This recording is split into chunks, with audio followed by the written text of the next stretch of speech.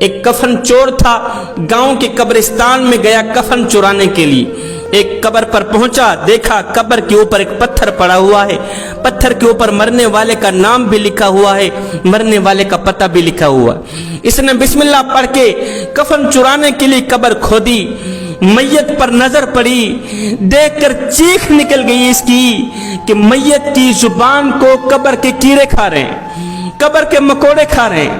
وہ میت کسی عورت کی تھی، اس کی زبان باہر نکلی ہوئی تھی، قبر کے بچھو کھا رہے ہیں، کیڑے کھا رہے ہیں۔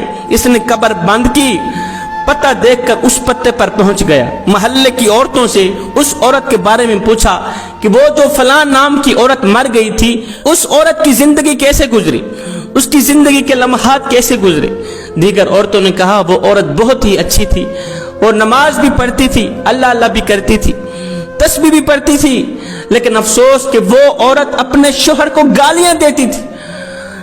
شوہر کو گالیاں دینے والی عورت، ہائے جس زبان سے وہ شوہر کو گالیاں دیتی تھی، آج اس زبان کو قبر کے کیڑے کھا رہے ہیں۔ نماز بھی پڑھتی تھی لیکن نماز نے اس عورت کو ہرگز نہیں بچایا۔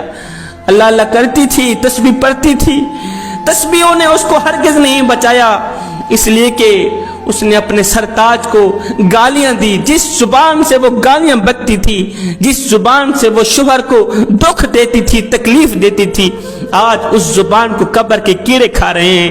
وہ زبان کیڑے مکوڑوں کی غذا بنی ہوئی ہے، اس زبان کو قبر کی مٹی کھا گئی ہے۔ میری ماؤں بہنوں بیٹیوں، خدا را شوہر کی ناشکری نہ کرنا، احسان فراموشی نہ کرنا۔